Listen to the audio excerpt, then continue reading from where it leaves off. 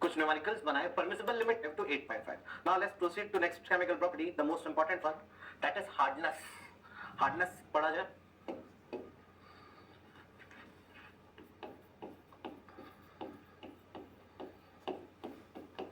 तो भाई अगर पानी हार्ड हो जाता है तो क्या प्रॉब्लम्स आती है? प्रॉब्लम्स दैट अराइजेस जो हार्डनेस ऑफ वाटर, प्रॉब्लम्स जो हार्डनेस के कारण आती है. पहली डोमेस्टिक स्केल घरेलू प्रॉब्लम की बात करें तो वो है less leather formation during washing of clothes. Therefore, more soap or detergent consumption, more laundry expenses.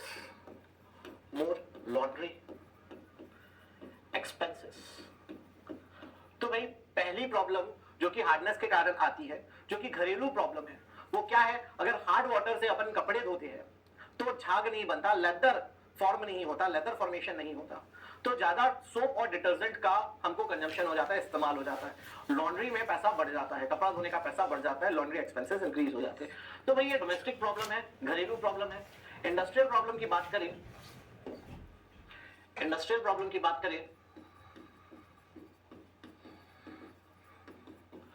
तो वो होती है scaling in boilers.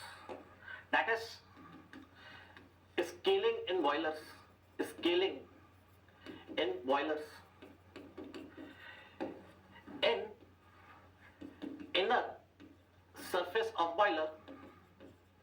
in inner surface of boiler, precipitate formation,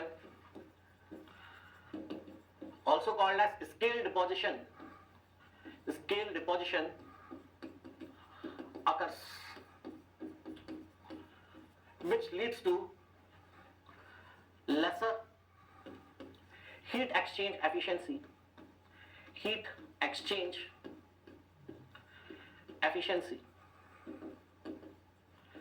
which leads to more coal consumption,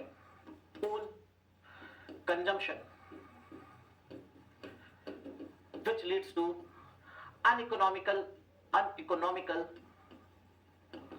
operation. इस बात को समझने का प्रयास करिएगा. भाई एक बॉयलर है, बॉयलर का काम क्या होता है? बॉयलर में हम पानी को बॉईल करते हैं, है ना. मैकेनिकल इंडस्ट्रीज में हम बॉयलर को यूज करके पानी को बॉईल करते हैं, पानी को स्टीम में कन्वर्ट करते हैं. यूजिंग दैट स्टीम हम काफी मैकेनिकल यूटिलिटीज को अचीव करते हैं, मैकेनिकल आउटपुट्स को अचीव करते हैं.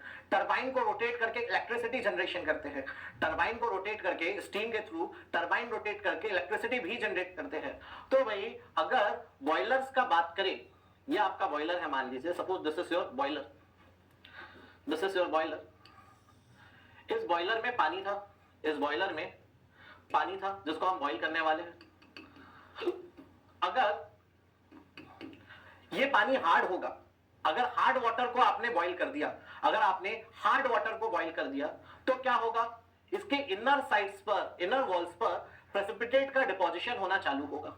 इनर वॉल पर प्रेसिपिटेट डिपोजिशन चालू होगा. किसके प्रेसिपिटेट होंगे? ये कैल्शियम कार्बोनेट के और कैल्शियम बाइकार्बोनेट के प्रेसिपिटेट होंगे. दीज आर प्रेसिपिटेट्स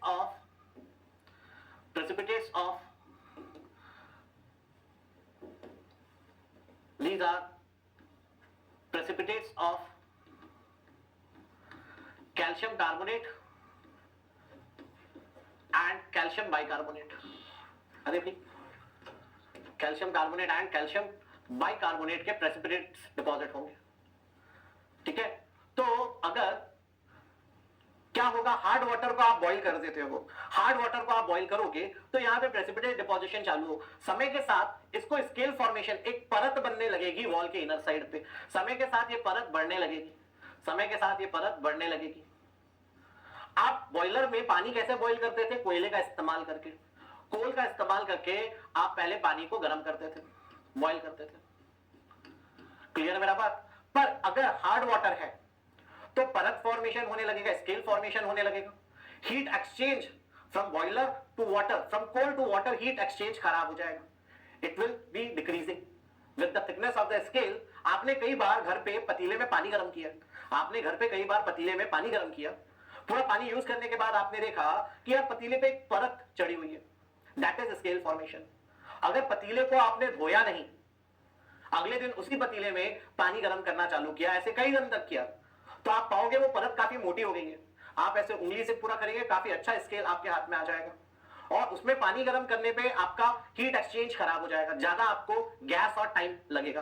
तो अगर ये स्केल फॉर्मेशन होने बढ़ जाएगा, अगर ये स्केल फॉर्मेशन बढ़ जाएगा तो आपका हीट एक्सचेंज एफिशिएंसी खराब हो जाएगा, आपको ज्यादा कोयला लगना चालू होगा, ज्यादा कोयला लगेगा। जिस पानी को गर्म करने के लिए पहले 1 टन का कोयला लगता था, अब उसी पानी को गर्म करने के लिए 1.5 टन का कोयला लगने लगेगा। तो ये अच्छी बात है क्या? उतने ही पानी को गर्म करने के लिए आपको ज्यादा कोयला, ज्यादा कोल लग रहा है, अनइकोनॉमिकल हो जाएगा आपका operation in the boil. So that is not a good thing, that is not a good thing. Clear है मेरी बात? चलिए, अब हार्डनेस होती किसके कारण, मतलब हार्डनेस के कारण अपन ने 2 प्रकार की प्रॉब्लम समझी। हार्डनेस से 2 प्रॉब्लम हमने समझी। एक डोमेस्टिक प्रॉब्लम होती है, घरेलू प्रॉब्लम।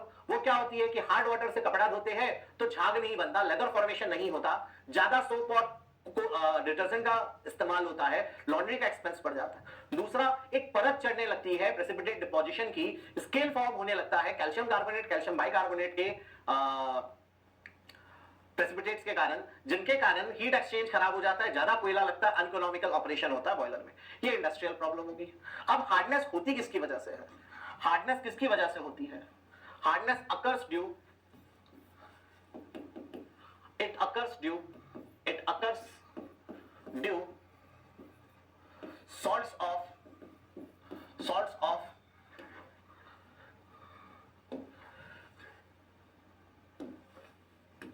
calcium, magnesium, ठीक है,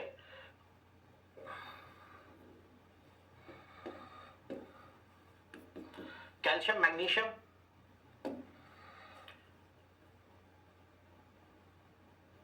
aluminium, iron, strontium, manganese. Hardness occurs due salts of calcium, magnesium, aluminium, iron, strontium, manganese. As in water, aluminium, iron, strontium, manganese are found in no / negligible amount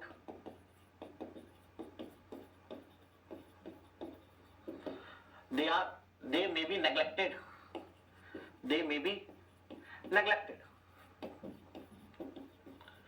therefore hardness mainly occurs due salts of calcium and magnesium.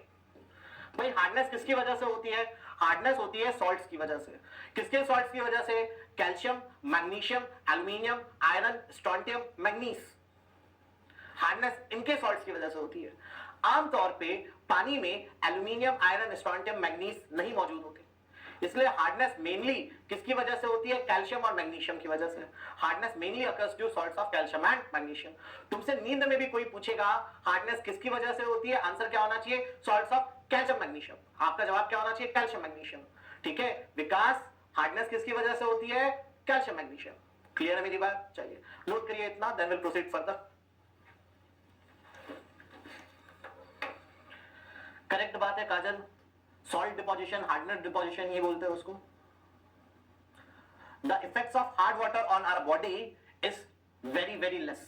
Blood pressure के small issues होते हैं, वरना hardness का अपनी body पे ऐसा कोई खास दिक्कत नहीं होता। कुछ लोगों को स्किन इरिटेशन होता है, कुछ लोगों को हेयर लॉस होता है, है ना, ब्लड प्रेशर को भी थोड़ा सा वो परेशान करता है। आमतौर पे हार्डनेस की एक बड़ी मात्रा में भी बॉडी में कोई नुकसान नहीं होता। निरूपम भारती।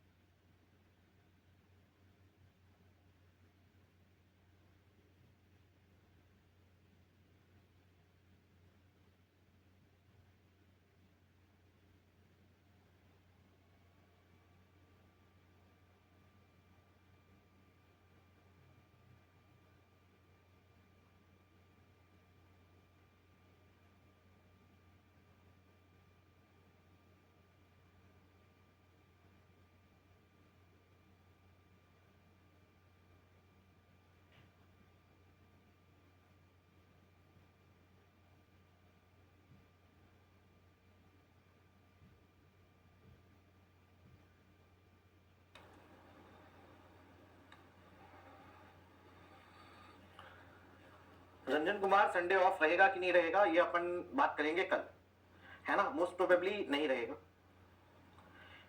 एक बार मैं कंफर्म कर लूंगा, शायद तो नहीं है।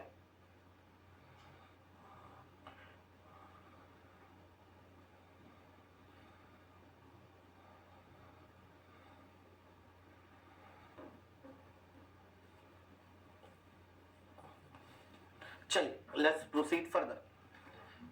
गाड़ी बढ़ाई जाए आगे।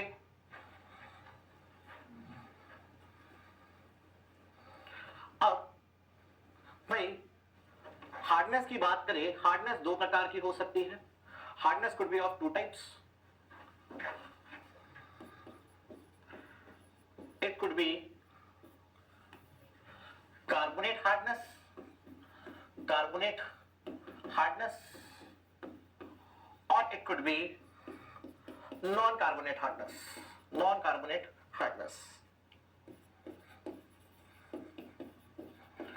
भाई कार्बोनेट हार्डनेस को टेम्पररी हार्डनेस भी बोला जाता है, also called as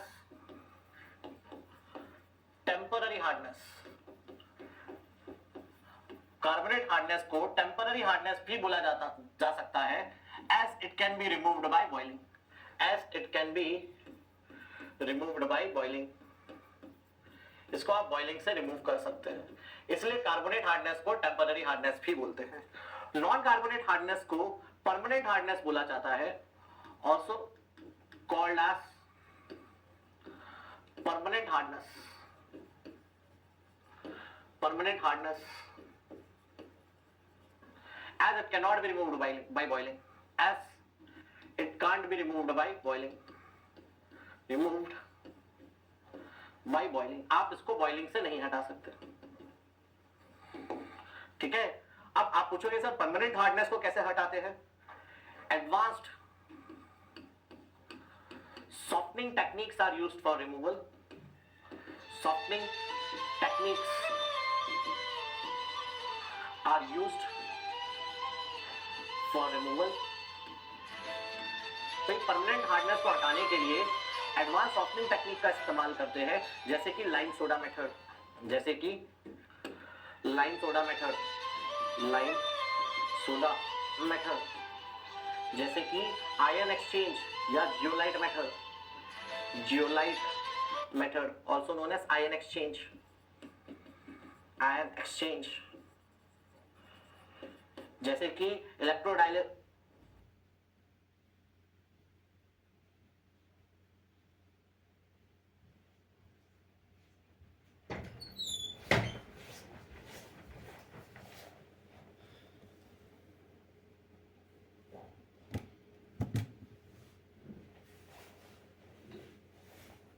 electrodialysis, dialysis, जैसे कि ऑस्मोसिस, रिवर्स ऑस्मोसिस, जैसे कि एक्टिवेटेड कार्बन, ठीक है। एक और यहां पर लिख लो, एक्टिवेटेड कार्बन का भी इस्तेमाल करके आप परमानेंट हार्डनेस हटा सकते हैं, ठीक है भाई। बड़े गौर से मेरी बातों को सुनिएगा कि हार्डनेस दो प्रकार की होती है, कार्बोनेट हार्डनेस और non carbonate hardness. Carbonate hardness और non carbonate hardness. Carbonate hardness को टेम्पररी हार्डनेस भी बोलते हैं बिकॉज उसको आप बॉइलिंग से रिमूव कर सकते हैं। नॉन कार्बोनेट हार्डनेस को परमानेंट हार्डनेस बोलते हैं because it can't be removed by boiling. उसको रिमूव करने के लिए हमें कुछ सॉफ्टनिंग टेक्निक्स का इस्तेमाल करना होता है, जैसे कि लाइम सोडा प्रोसेस, जिसमें लाइम, क्विक लाइम या स्लिक्ड लाइम CaO या CaOH whole twice plus soda, sodium carbonate Na2CO3 डालकर हटाया जाता है सॉफ्टनिंग को। आप जियोलाइट मेथड का भी इस्तेमाल कर सकते हैं, जिसे आयन एक्सचेंज बोलते हैं। जियोलाइट मेथड एक लौता मेथड है जो कि 100% हार्डनेस रिमूव करता है, ठीक है। इसके अलावा हम रिवर्स ऑस्मोसिस का इस्तेमाल कर सकते हैं, इलेक्ट्रोडायलिसिस का इस्तेमाल कर सकते हैं, है ना, एक्टिवेटेड कार्बन का इस्तेमाल कर सकते हैं, और भी तरीके हैं। आप बोलोगे सर लाइम सोडा मेथड क्या है, आप बोलोगे सर जियोलाइट मेथड क्या है, पापा वो ट्रीटमेंट में पढ़ेंगे ना। अभी अपन पानी की प्रॉपर्टीज पढ़ रहे हैं, अभी ट्रीटमेंट नहीं पढ़ रहे, ट्रीटमेंट अगले चैप्टर में पढ़ेंगे। Lime soda method, zeolite method, activate carbon, ये सारी बातें अगले चैप्टर में होगी, ठीक है। अब कार्बोनेट हार्डनेस क्या होती है, क्यों होती है? Carbonate hardness it occurs due carbonates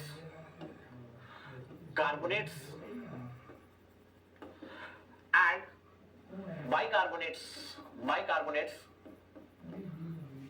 of calcium and magnesium, भाई याद करो हार्डनेस किसकी वजह से होती थी? हार्डनेस होती थी salts of calcium and magnesium.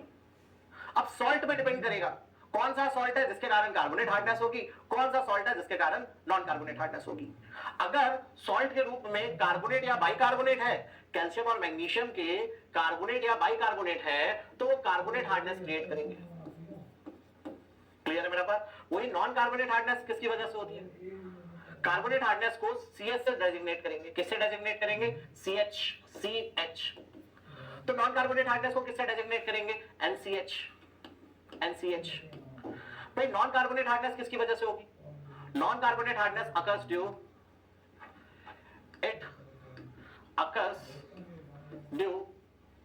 Sulphates,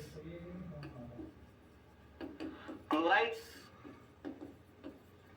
and nitrates of calcium and magnesium, भाई नॉन कार्बोनेट हार्डनेस किसकी वजह से होती है? कार्बोनेट हार्डनेस होती है carbonate and bicarbonates of calcium and magnesium. Non carbonate होती है sulphates, chlorides and nitrates of calcium and magnesium. Sulphate यानी कि SO4 2 negative, chloride Cl negative, nitrate NO3 negative, ठीक है भाई। अब कार्बोनेट हार्डनेस बनाना है दोस्तों, सबका ध्यान लिखने में ना हो, मेरी तरफ हो, सब मेरी तरफ देखिए। लिखना इंपॉर्टेंट नहीं है, बाद में लिखने का आपको मैं टाइम नहीं दूंगा, सबको यही देखना है। तो भाई कार्बोनेट हार्डनेस में कितने कंपाउंड होंगे? Carbonate of calcium, carbonate of magnesium, bicarbonate of calcium, bicarbonate of magnesium, 4 compound होंगे। कितने कंपाउंड होंगे? 4 compound. Carbonate of calcium, calcium और कार्बोनेट को रिएक्ट करवाना है बाबा। कैल्शियम ने 2 इलेक्ट्रॉन दिया, कार्बोनेट ने 2 इलेक्ट्रॉन लिया, तो कार्बोनेट हार्डनेस के कंपाउंड्स क्या क्या है? कैल्शियम कार्बोनेट, कैल्शियम ने 2 दिया, कार्बोनेट ने 2 लिया। मैग्नीशियम ने 2 दिया, कार्बोनेट ने 2 लिया, मैग्नीशियम कार्बोनेट MgCO3। मैग्नीशियम ने 2 दिया, कार्बोनेट ने 2 लिया। Bicarbonate of calcium, bicarbonate of magnesium, calcium और बाइकार्बोनेट को रिएक्ट करवाना। याद करो भाई, कार्बन डाइऑक्साइड क्या होता था? कार्बन की वैलेंसी 4, 2 ऑक्सीजन की वैलेंसी कितनी होती है? 2 होती है। 2 ऑक्सीजन की 2 इंटू 2 4, तो बैलेंस होता था। कार्बोनेट में क्या होता था? कार्बन की वैलेंसी 4, 3 ऑक्सीजन की 3 दूनी 6, तो 2 का चार्ज बच गया। बाइकार्बोनेट, भाई कार्बोनेट की वैलेंसी 2 थी, एक हाइड्रोजन ने आके थोड़ी सहायता कर दी, तो अब कितना बचा? अब 1 बचा। कार्बोनेट की 2 थी, एक हाइड्रोजन ने मदद कर दी, तो वैलेंसी कितनी बची? 1 बची। चल, कोई काम का नहीं, ये बात कोई काम की नहीं। कार्बोनेट की 2 होती है, बाइकार्बोनेट की 1 होती है, सल्फेट की 2, क्लोराइड की 1, नाइट्रेट की 1। क्यों, क्या, कोई मतलब नहीं। अब bicarbonate of calcium, bicarbonate of magnesium, calcium ने 2 दिया, परंतु बाइकार्बोनेट 1 ले सकता है। कैल्शियम 2 देगा, बाइकार्बोनेट 1 ले सकता है, 2 लेने के लिए 2 बाइकार्बोनेट लगेंगे। कैल्शियम ने 2 दिया, 2 बाइकार्बोनेट ने 2 लिया, सहमति बनी। मैग्नीशियम ने 2 दिया, परंतु बाइकार्बोनेट 1 ले सकता है, 2 लेने के लिए 2 बाइकार्बोनेट लग जाएंगे। तो कार्बोनेट हार्डनेस के ये 4 कंपाउंड्स होते हैं दोस्तों। कार्बोनेट हार्डनेस के ये 4 कंपाउंड्स होते हैं दोस्तों, है ना? अरे कार्बोनेट हार्डनेस के 4 कंपाउंड्स होते हैं दोस्तों। नॉन कार्बोनेट हार्डनेस की बात करते हैं। नॉन कार्बोनेट हार्डनेस के कौन कौन से कंपाउंड्स होंगे? भाई कार्बोनेट हार्डनेस होती थी carbonates and bicarbonates of calcium and magnesium. Non carbonate hardness किसकी वजह से होती है? Sulphates, chlorides and nitrates of calcium and magnesium. Sulphate of calcium, sulphate of magnesium, chloride of calcium, chloride of magnesium, nitrate of calcium, nitrate of magnesium. कितने compound हुए? 6 compound हुए। चलिए भाई, कैल्शियम और सल्फेट को भिड़ाना है। कैल्शियम ने 2 दिया, सल्फेट ने 2 लिया। कैल्शियम सल्फेट पहला non carbonate compound, permanent hardness वाला। कैल्शियम ने 2 दिया, सल्फेट ने 2 लिया। कैल्शियम ने 2 दिया, एक क्लोरीन 1 ले सकता है। कैल्शियम ने 2 दिया, एक क्लोरीन 1 ले सकता है, 2 लेने के लिए कैल्शियम क्लोराइड के लिए CaCl2। कैल्शियम ने 2 दिया, नाइट्रेट में 1 ले सकता है, नाइट्रेट की वैलेंसी 1 नेगेटिव। कैल्शियम ने 2 दिया, नाइट्रेट में 1 लिया, 2 लेने के लिए 2 नाइट्रेट लगेंगे। मैग्नीशियम ने 2 दिया, सल्फेट ने 2 लिया, MgSO4। मैग्नीशियम ने 2 दिया, क्लोरीन 1 ले सकता था, 2 लेने के लिए 2 क्लोरीन के मॉलिक्यूल, 2 एटम क्लोरीन के दौड़ के आए। मैग्नीशियम ने 2 दिया, नाइट्रेट 1 ले सकता था, तो 2 नाइट्रेट के मॉलिक्यूल्स लगे। ये कंपाउंड बने अपने नॉन कार्बोनेट हार्डनेस के। ये कंपाउंड बने अपने नॉन कार्बोनेट हार्डनेस के। क्लियर है मेरा बात? तो नॉन कार्बोनेट हार्डनेस में 6 कंपाउंड्स होते हैं। नोट करिए, कैल्शियम और मैग्नीशियम के। स्पीड में नोट करिएगा, एकदम रफ्तार में। 1 मिनट है आपके पास।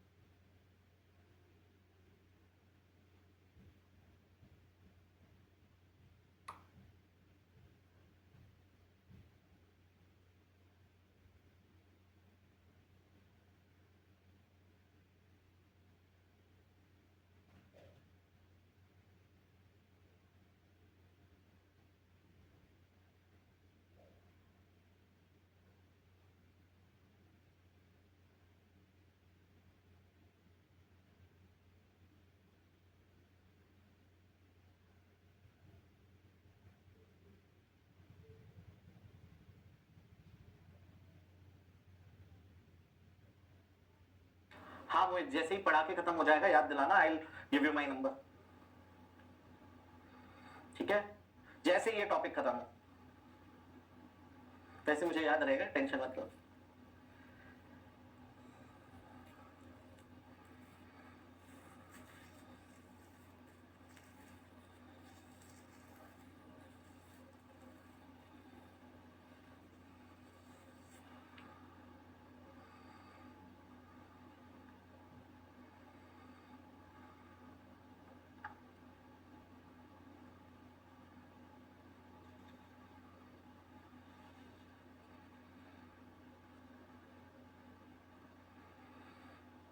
हाँ जी, नोट कर लिया सबने? चलिए मैं आगे बढ़ रहा हूँ, किसी का बचा होगा तो बताइएगा कि सर बचा है, तो अपन और आगे बढ़ जाएंगे। मूविंग ऑन, इतना छोड़ दे रहा हूं, ठीक है। चलो अब अगर मैं आपको बोलूं कि भाई कार्बोनेट हार्डनेस और नॉन कार्बोनेट हार्डनेस मिलकर बनाते हैं total hardness, carbonate hardness and non carbonate hardness both combined is called as total hardness, कोई आपत्ति इसमें किसी को? कार्बोनेट हार्डनेस और नॉन कार्बोनेट हार्डनेस मिलकर बनाते हैं टोटल हार्डनेस। याद करो बचपन में टोटल हार्डनेस निकालने का आपने एक एक्सपेरिमेंट पढ़ा था, एक टाइट्रेशन का मेथड पढ़ा था, है ना बचपन में आपने। Hardness can be found, total hardness can be found or determined using EDTA method। EDTA method, EDTA क्या होता है? EDTA ethylene diamine tetra acetic acid, है ना, ethylene diamine tetra acetic acid. तो आप बचपन में हार्डनेस निकाले थे EDTA मेथड के थ्रू, जिसमें आपने eriochrome black T as an indicator use किया था। Using eriochrome black T EBT indicator.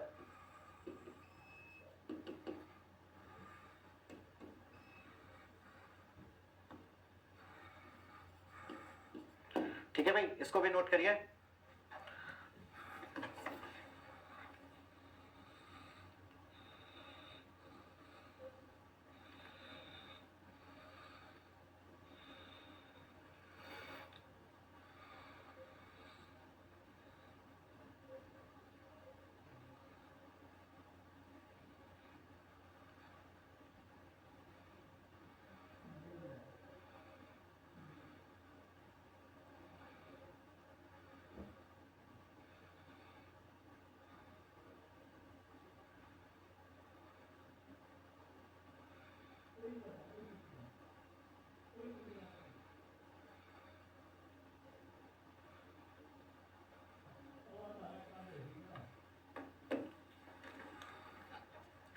Use किया आप लोगों ने EDTA यूज किया होगा कॉलेज में, है ना। क्या करते थे, ब्यूरेट में EDTA सॉल्यूशन भर देते थे।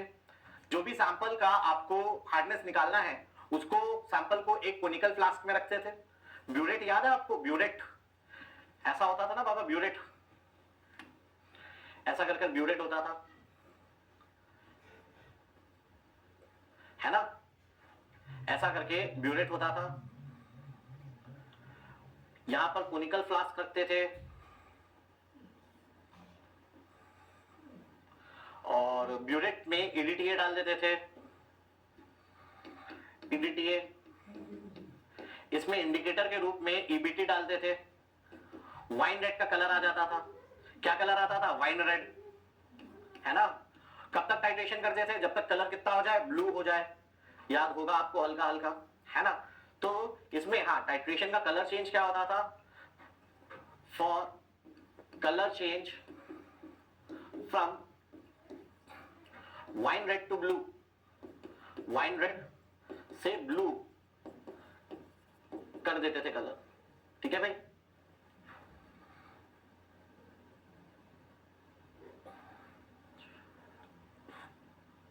यहां तक नोट करिए।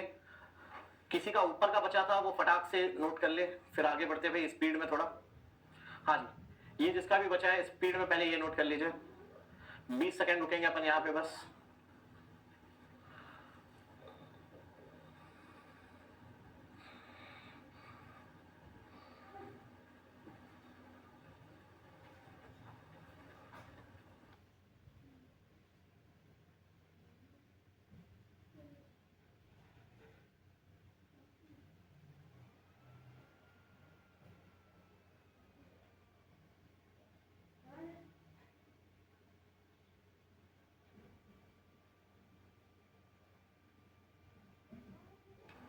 Okay, one is Ranjan Kumar and another one is Ravi Ranjan Kumar. 2 Ranjan Kumar है, ओके।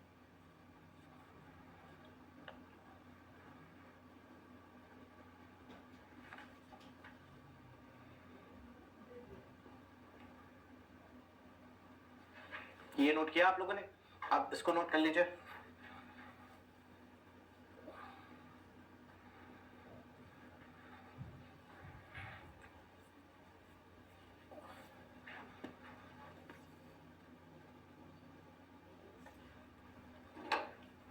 चल अब गाड़ी बढ़ाई जाए आगे। मान लीजिए मुझे टोटल हार्डनेस निकालना है। सबका ध्यान मेरी तरफ को लिखना एकदम बंद करिएगा और मेरे को कंसंट्रेट कर देखिएगा। मान लीजिए मुझे टोटल हार्डनेस निकालना है, ठीक है? तो मुझे टोटल हार्डनेस निकालना है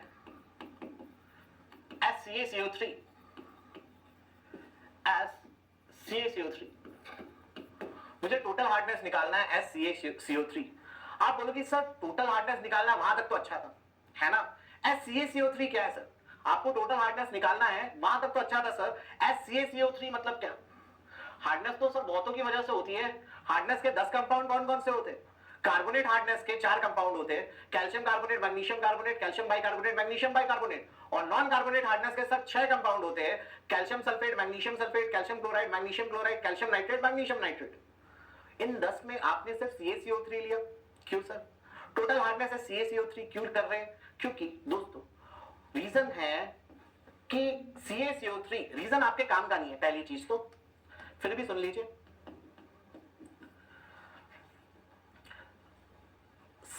concentration of chemicals, concentration of various chemicals are represented as CaCO3 because its molecular mass is 100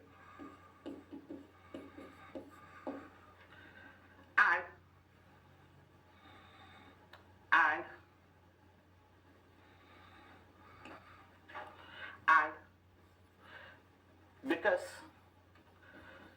CaCO3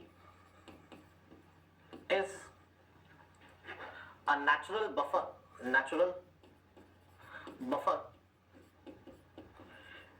in water। इस बात को समझना यार, बचपन में आपने बफर सॉल्यूशन जाना था, है ना? सुना था, समझा तो नहीं था, मुझे यकीन नहीं, विश्वास होगा इस बात पे कि बफर सॉल्यूशन सुना था, समझ नहीं आया। जिस वाटर में हार्डनेस होती है उससे बॉडी ठीक से क्लीन क्यों नहीं होती? क्योंकि लेदर सही से बनता नहीं है। बॉडी कैसे क्लीन होगी जब लेदर बनेगा? लेदर का काम क्या होता है? लेदर का काम होता है डर्ट को या इंप्योरिटीज को, गंदगी को अपने में कंज्यूम करना, पकड़ लेना, है ना? ठीक है, सोप या डिटर्जेंट में या बॉडी वॉश में या शैम्पू में कैसी प्रॉपर्टी होती है? जो भी इंप्योरिटीज है उनको अपने लेदर में मिला लेना। कोरोना आया था तब बोले थे कि हैंड वॉश करो, बहुत ज्यादा हैंड वॉश करो। क्यों? क्योंकि लेदर में टेंडेंसी होती है बहुत सारे इंप्योरिटीज को, जो भी निकल पा रही है हाथ से, सारी इंप्योरिटीज को अपने में स्टिक करके वॉश आउट कर लो। टैप ऑन किया, पूरा वॉश आउट हो गया, मरा नहीं कोरोना वायरस। जब आप हाथ साफ करते थे ना हैंड वॉश से, कोरोना वायरस मरता नहीं था, बह जाता था। क्लियर है मेरा बात? हाँ, जो वो होता है आपका, क्या बोलते हैं उसको, सैनिटाइजर, उससे फिर भी मरता है। ठीक है, किलिंग एजेंट है, ऑक्सीडाइजिंग एजेंट है, इसलिए। अच्छा क्या, तो बात क्या हो रही थी? Buffer solution. बफर सॉल्यूशन एक ऐसा सॉल्यूशन होता है जिसका पीएच स्पीड में चेंज नहीं होता,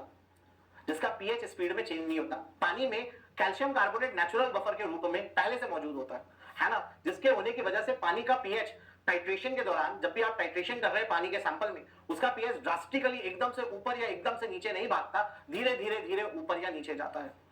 पानी एक नेचुरल सॉल्यूशन होता है कैल्शियम कार्बोनेट का, इसलिए अपन जो भी निकालते हैं वो है CaCO3 निकालते हैं। साथ ही साथ CaCO3 का मॉलिक्यूलर मास कितना है? 100। तो कंप्यूटेशन आसान हो जाता है। किसी भी चीज को 100 से मल्टीप्लाई करना आसान है, 100 से डिवाइड करना आसान है, बशर्ते 172 के या 183 के। मैं आपको बोलूं कि यार 12 को 183 से मल्टीप्लाई करो या 191 से मल्टीप्लाई करो, आपको कैलकुलेटर लगेगा, पर मैं बोलूं 12 को 100 से मल्टीप्लाई करो, आप बोलोगे 1200। क्लियर है मेरा बात? सिर्फ टोटल हार्डनेस नहीं, जितनी भी चीजें आपने बचपन में 9th में और 11th में और कॉलेज फर्स्ट ईयर में केमिस्ट्री लैब में निकाली है, वो सब HCaCO3 थी। एसिडिटी भी आपने HCaCO3 निकाला था मिथाइल ऑरेंज इंडिकेटर को यूज करते हुए। अल्कैलिनिटी भी आपने HCaCO3 निकाला था फिनोप्थिलिन इंडिकेटर का इस्तेमाल करते हुए, भूल गए आप। मतलब एसिडिटी भी HCaCO3 मिलती है, अल्कैलिनिटी भी HCaCO3 मिलता है, टोटल हार्डनेस भी HCaCO3 होता है। बचपन में आपने अलग अलग ग्रुप्स पे टेस्ट किया था, 0 ग्रुप, फर्स्ट ग्रुप, सब HCaCO3 निकाला था, बस आपको पता नहीं था। क्लियर है मेरा बात? पानी में जो भी जाएगा किससे टकराएगा? CaCO3 से। क्यों? और अपन उसको किसके रेस्पेक्ट में लिखेंगे? CaCO3 के रेस्पेक्ट में। क्यों? क्योंकि पानी एक बफर सॉल्यूशन है कैल्शियम कार्बोनेट का। ठीक है, चलिए अब बड़े गौर से देखिएगा, हमें टोटल हार्डनेस को CaCO3 के टर्म्स में लिखना है। टोटल हार्डनेस, अगर नींद में भी आपसे मैं पूछूं विकास टोटल हार्डनेस किसकी वजह से होता है, आपका जवाब क्या होना चाहिए? कैल्शियम मैग्नीशियम की वजह से। तो हार्डनेस किसकी वजह से होता है दोस्तों? हार्डनेस होता है कैल्शियम की वजह से। और किसकी वजह से होता है दोस्तों? मैग्नीशियम की वजह से होता है, और मैग्नीशियम की वजह से होता है। हार्डनेस किसकी वजह से होता है? कैल्शियम की वजह से और मैग्नीशियम की वजह से। ठीक है भाई, अब टोटल हार्डनेस कैल्शियम की वजह से, मैग्नीशियम की वजह, HCaCO3 मॉलिक्यूलर मास कितना होता है कैल्शियम कार्बोनेट का? मॉलिक्यूलर मास कैल्शियम कार्बोनेट का होता है 100, तो इनटू 100 HCaCO3। सुनते रहो, दिमाग मत लगाओ, दिमाग बिल्कुल नहीं लगाना है ना, सिर्फ सुनना। तो HCaCO3 निकालना था, मॉलिक्यूलर मास से मल्टीप्लाई कर दिया, मॉलिक्यूलर मास से मल्टीप्लाई कर दिया। कैल्शियम कार्बोनेट ने क्या बोला पता है? कैल्शियम कार्बोनेट ने बोला, कैल्शियम तुम मुझसे रिएक्ट करने आए हो, मेरा मॉलिक्यूलर मास रिएक्शन में इन्वॉल्व नहीं होता। तुम मेरे मॉलिक्यूलर मास 100 से मल्टीप्लाई कर रहे हो, नहीं, मेरा मॉलिक्यूलर मास रिएक्शन में इन्वॉल्व नहीं होता, मेरा ग्राम इक्विवेलेंट रिएक्शन में इन्वॉल्व होता है। कौन रिएक्शन में इन्वॉल्व होता है? ग्राम पर इक्विवेलेंट मेरा रिएक्शन में इन्वॉल्व होता है। तो बात उठी भाई, ग्राम पर इक्विवेलेंट क्या होता है ना, रफ में, ग्राम पर equivalent of a substance, gram equivalent of a substance, किसी भी सब्सटेंस का ग्राम इक्विवेलेंट क्या होता है? Molecular mass, molecular mass upon valency, upon valency. बड़े गौर से सुनते जाओ, दिमाग तो लगाना ही नहीं है दोस्तों, है ना। तो हमें टोटल हार्डनेस बताना था, विकास ने बोला सर नींद में भी टोटल हार्डनेस किसकी वजह से होती है? कैल्शियम की वजह से, मैग्नीशियम की वजह से। HCaCO3 निकालना था, तो इनटू 100, कैल्शियम भी CaCO3 से टकराया, मैग्नीशियम भी CaCO3 से टकराया। CaCO3 ने क्या बोला? CaCO3 ने कैल्शियम को बोला, बाबा कैल्शियम मेरा मॉलिक्यूलर मास से तुमने मल्टीप्लाई कर दिया, वो रिएक्शन में इन्वॉल्व नहीं होता, मेरा ग्राम पर इक्विवेलेंट रिएक्शन में इन्वॉल्व होता है। मेरा ग्राम पर इक्विवेलेंट क्या होता है? Molecular mass by valency. मेरा मॉलिक्यूलर मास तो 100 है, मैं कैल्शियम कार्बोनेट हूं जिसमें कैल्शियम की वैलेंसी भी 2, कार्बोनेट की वैलेंसी भी 2, 2 पॉजिटिव 2 नेगेटिव, तो मेरी हायर वैलेंसी कितनी हो गई? 2। तो कैल्शियम कार्बोनेट की वैलेंसी कितनी होती है? 2, molecular mass upon valency. Same बात, सेम सलाह कैल्शियम कार्बोनेट ने मैग्नीशियम को भी दी, बाबा मैग्नीशियम तुम मुझसे टकराने आए हो, मेरा मॉलिक्यूलर मास तुमसे रिएक्शन में इन्वॉल्व नहीं करेगा, मेरा ग्राम पर इक्विवेलेंट रिएक्शन में इन्वॉल्व करेगा। मेरा मॉलिक्यूलर मास है 100, मेरी वैलेंसी है, मैं हूं कैल्शियम कार्बोनेट, मेरी वैलेंसी है 2, तो 100/2 से मल्टीप्लाई किया दोनों को। कैल्शियम मैग्नीशियम ने बोला बहुत बढ़िया, अच्छा है। फिर कैल्शियम कार्बोनेट ने क्या बोला पता है? कैल्शियम तुम मुझसे रिएक्ट करने आए हो, मेरा ग्राम पर इक्विवेलेंट तो लिख दिया, तुम्हारा ग्राम पर इक्विवेलेंट भी तो लिखो। तुम मुझसे थोड़ा रिएक्ट करोगे, तुम्हारा ग्राम पर इक्विवेलेंट मेरे ग्राम पर इक्विवेलेंट से रिएक्ट करेगा, बिकॉज इन केमिकल रिएक्शंस ग्राम पर equivalent involves during the chemical reaction. तो भैया मेरा ग्राम पर इक्विवेलेंट तो लिख दिया, तुम्हारा ग्राम पर इक्विवेलेंट मेरे से रिएक्शन में इन्वॉल्व होगा। तुम्हारा ग्राम पर इक्विवेलेंट कितना होगा? तुम कैल्शियम हो, ग्राम पर इक्विवेलेंट होता है मॉलिक्यूलर मास या एटॉमिक मास अपॉन वैलेंसी। तुम कैल्शियम हो, तुम्हारा एटॉमिक मास होता है 40, तुम पे वैलेंसी दिख रही है 2।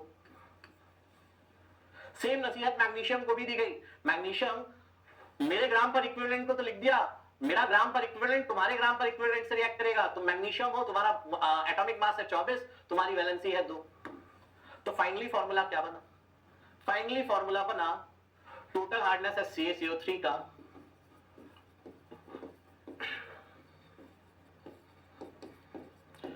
Ca2+ इंटू 50/20, है ना, या 20 यहां लिखते हैं, प्लस Mg2 प्लस इंटू 50/12। ठीक है दोस्तों, ये टोटल हार्डनेस है CaCO3 का फॉर्मूला बना। आपने बोला सर समझ आया, पूरा नहीं आया, 30%, 35%, 40% समझ आया। मैंने बोला कोई बात नहीं, जितना समझ आया उतना बहुत है, गाड़ी बढ़ाई जाए आगे। मैंने नोट भी नहीं करने दिया, मैं सीधा गया ऊपर। मैंने बोला हार्डनेस खत्म, टाइम टू स्टार्ट अल्कैलिनिटी। मैंने क्या कहा कि हार्डनेस बहुत पढ़ लिया, अब चालू की जाएगी अल्कैलिनिटी। अल्कैलिनिटी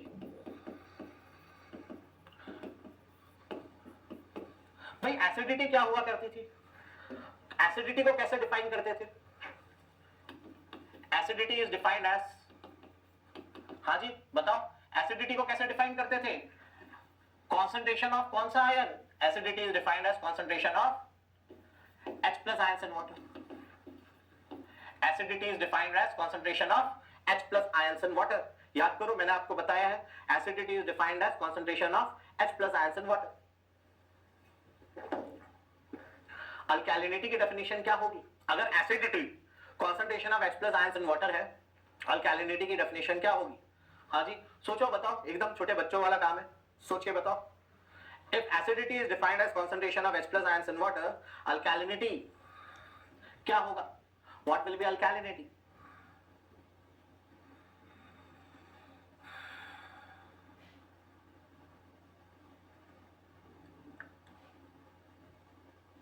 आज ही बताना है।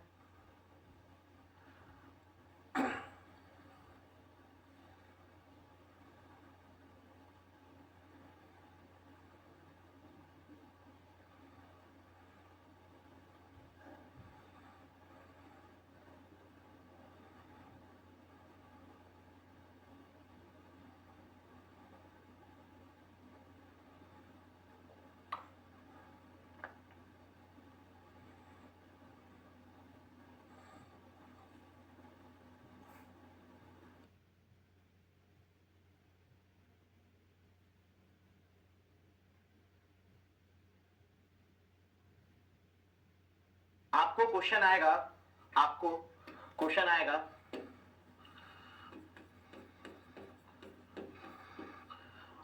alkalinity is defined as, alkalinity is defined as, पहला ऑप्शन होगा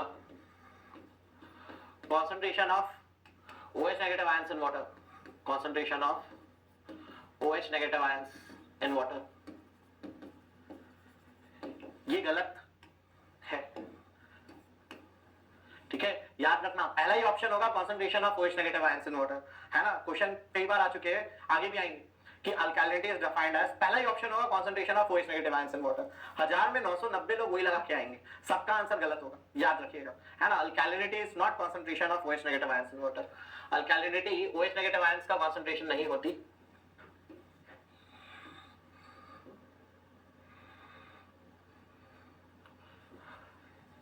It is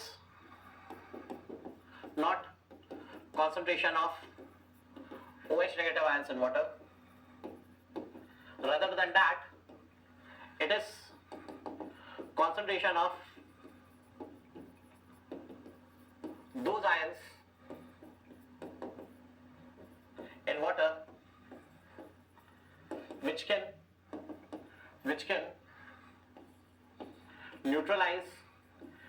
neutralize H plus ions। इस बात को समझने का कोशिश और प्रयास करिएगा। भाई एसिडिटी क्या होती है? एसिडिटी होती है concentration of H plus ions in water। अल्कैलिनिटी क्या होती है? उन आयंस का कॉन्सेंट्रेशन जो एसिडिटी को काटे, है ना। Alkalinity is a property which neutralises acidity. Alkalinity is a property which neutralises acidity. Alkalinity is a property which neutralizes acidity,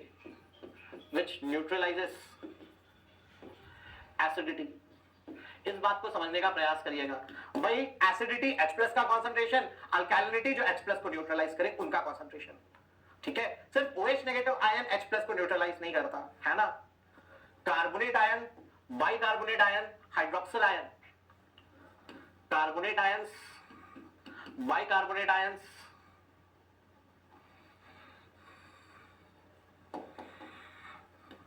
hydroxyl ions, है ना, neutralises H plus mainly, phosphates, बोरेट्स also neutralizes, but their concentration in water is negligible. वही phosphates, बोरेट्स ये भी neutralise करते हैं, पर इनका concentration पानी में ना के बराबर होता है, इनका कॉन्सेंट्रेशन पानी में ना के बराबर होता है, इसलिए हम इनको इग्नोर कर सकते हैं। क्लियर है मेरा बात? ठीक है भाई। तो सल्फाइड्स भी, इनफैक्ट सल्फाइड्स भी और सिलिकेट्स भी, है ना, सल्फाइड्स भी लिख लो यहाँ पे, सल्फाइड्स भूल गया मैं, सल्फाइड्स भी अल्कैलिनिटी को न्यूट्रलाइज करते हैं, पर चूंकि पानी में फॉस्फेट, बोरेट, सल्फाइड, सिलिकेट इनका कॉन्सेंट्रेशन होता ही नहीं है, तो इनके द्वारा अल्कैलिनिटी न्यूट्रलाइजेशन ना के बराबर होता है, इनके द्वारा अल्कैलिनिटी न्यूट्रलाइजेशन ना के बराबर होता है। अच्छा भाई, तो अल्कैलिनिटी किसकी वजह से होती है? Alkalinity is concentration of those ions which neutralises H plus ion. कौन से आयन H प्लस को न्यूट्रलाइज करते हैं? कार्बोनेट, हाइड्रोक्सिल और बाइकार्बोनेट, ये H प्लस को न्यूट्रलाइज करते हैं, ये H प्लस को न्यूट्रलाइज करते हैं, ये H प्लस को न्यूट्रलाइज करते हैं। तो अल्कैलिनिटी HCaCO3 का फॉर्मूला बनाना है, अल्कैलिनिटी HCaCO3 का फॉर्मूला बनाना है दोस्तों। बात उठी सर HCaCO3 क्यों? बात उठी सर अल्कैलिनिटी लिखा, बोला आपने उसका फॉर्मूला बनाना है, वहां तक अच्छा लगा। HCaCO3 क्यों? क्योंकि पानी एक नेचुरल बफर सॉल्यूशन होता है कैल्शियम कार्बोनेट का, क्योंकि कैल्शियम कार्बोनेट का मॉलिक्यूलर मास 100 होता है, अपना कंप्यूटेशन इजी कर देता है अपन, क्योंकि हम जो भी निकालते हैं केमिकल्स को हम डेजिग्नेट करते हैं HCaCO3 के रूप में, आसान पड़ता है। तो भाई अल्कैलिनिटी HCaCO3 का फॉर्मूला बताना था दोस्तों, अल्कैलिनिटी HCaCO3 का फॉर्मूला बताना था। अल्कैलिनिटी किसके कारण होती है? कार्बोनेट के कारण, बाइकार्बोनेट के कारण और हाइड्रोक्सिल के कारण, तीनों को हमको किसके रूप में लिखना है? HCaCO3 के रूप में लिखना है। तो इसको भी मल्टीप्लाई किया 100 से, HCaCO3, bicarbonate HCaCO3, hydroxyl HCaCO3। CaCO3 ने क्या बोला? CaCO3 ने बोला कार्बोनेट तुम मुझसे रिएक्ट करने आए हो, मेरा मॉलिक्यूलर मास थोड़ा ना रिएक्शन करता है, मेरा ग्राम पर इक्विवेलेंट रिएक्शन करता है, जो होता है मॉलिक्यूलर मास अपॉन वैलेंसी। मेरा मॉलिक्यूलर मास 100 है, मेरी वैलेंसी 2 होती है, इससे रिएक्शन होगा। सेम बात बोली बाइकार्बोनेट को कि मेरी मॉलिक्यूलर मास बाई वैलेंसी, मेरी ग्राम पर इक्विवेलेंट से रिएक्शन होगा दोस्त, इसको भी वही बात बोली। अगली बात क्या बोली कैल्शियम कार्बोनेट ने? कार्बोनेट तुम मुझसे रिएक्शन करने आए हो, तुम्हारा ग्राम पर इक्विवेलेंट मेरे ग्राम पर इक्विवेलेंट से रिएक्ट करता है, मेरा ग्राम पर इक्विवेलेंट तो लिख दिया 100 बटा 2 50, तुम्हारा ग्राम पर इक्विवेलेंट क्या होगा? ग्राम पर इक्विवेलेंट क्या होता है? Molecular mass upon valency. Molecular mass carbonate का थोड़ा सोचो, what will be molecular mass of carbonate? Carbon 12, oxygen 16, 3 oxygen 16, 12 plus 3 into 16, 12 plus 48, 60। तो कार्बोनेट तुम्हारा मॉलिक्यूलर मास है 60, तुम पे वैलेंसी दिख रही है 2। बाइकार्बोनेट को भी सेम बात बोली, बाबा मेरा तो ग्राम पर इक्विवेलेंट लिख दिया, तुम्हारा ग्राम पर इक्विवेलेंट भी लिखो। कार्बोनेट 60 था, हाइड्रोजन जुड़ गया 61, वैलेंसी कितनी है 1, molecular mass by valency. Hydroxyl molecular mass 16 1 17, 17 upon valency 1, तो इतना। तो फाइनली अल्कैलिनिटी HCaCO3 का क्या फॉर्मूला बना? अल्कैलिनिटी HCaCO3 का फाइनली फॉर्मूला बना अल्कैलिनिटी HCaCO3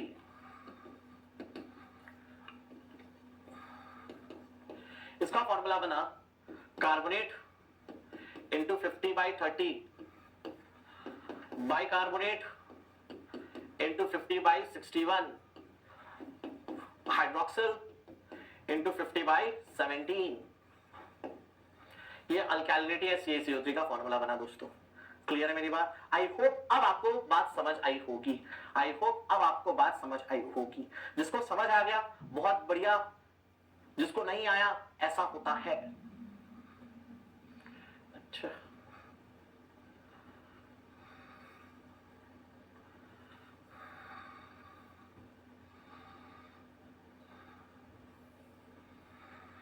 लो भाई फटाफट लिखना चालू करो।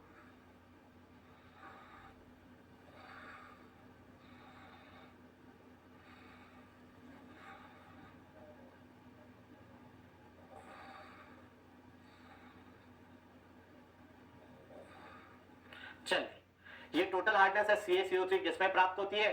मिलीग्राम पर लीटर में मिलती है। किसमें मिलती है? मिलीग्राम पर लीटर में। नोट करिए फटाफट।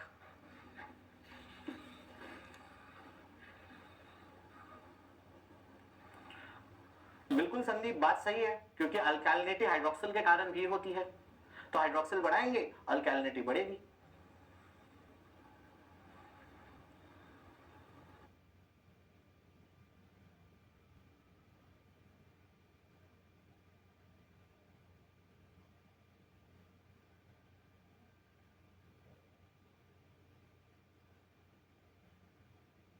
बहुत बढ़िया व्योम। 3 दिन 4 दिन बाद वापस पूछूंगा मैं तुमसे, देखते हैं तुम भूलते हो कि नहीं भूलते हो। व्योम Mishra.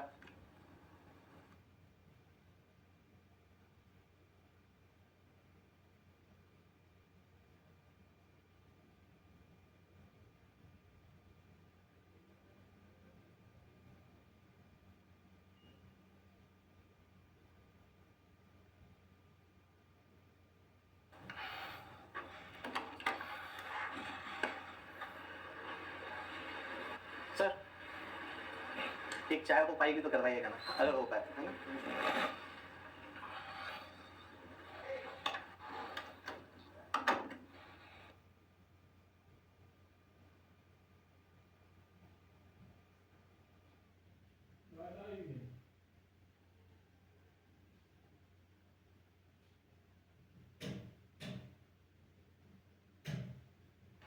Correct Sandeep.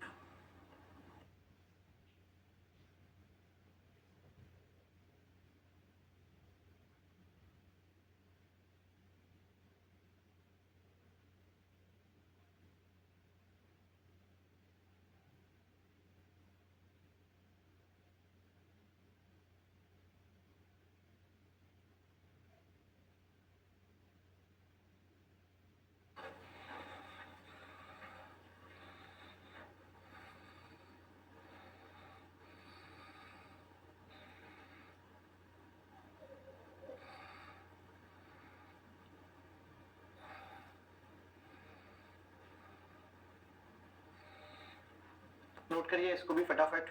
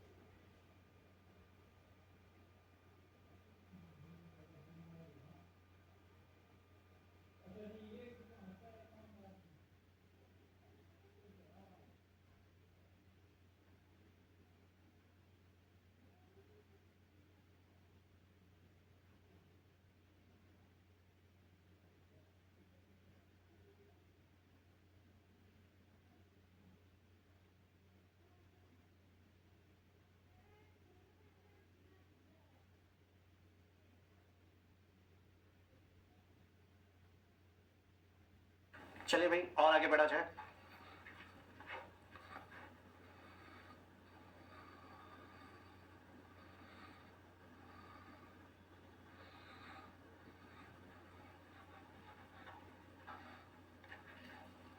This is also in milligram पर लीटर।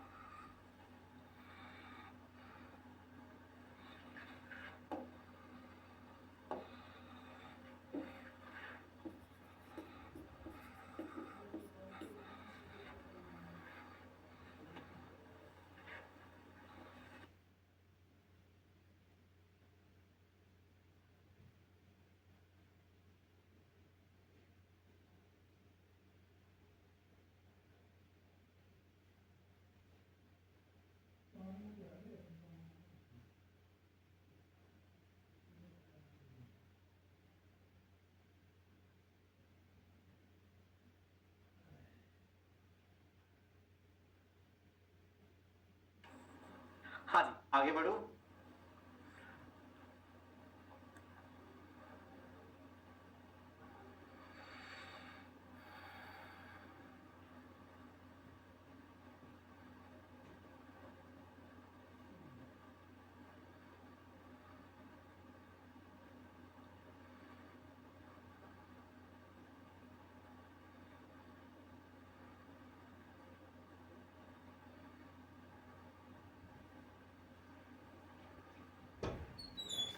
चलिए मूविंग ऑन। देखिए अब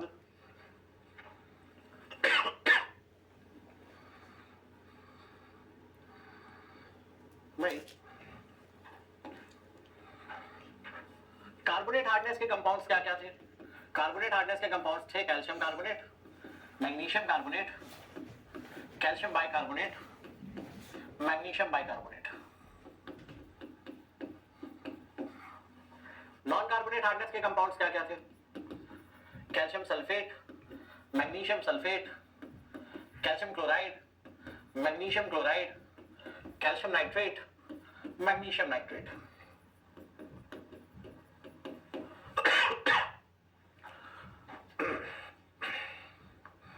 वही यार, अल्कैलिनिटी के कंपाउंड्स कौन कौन से होते हैं?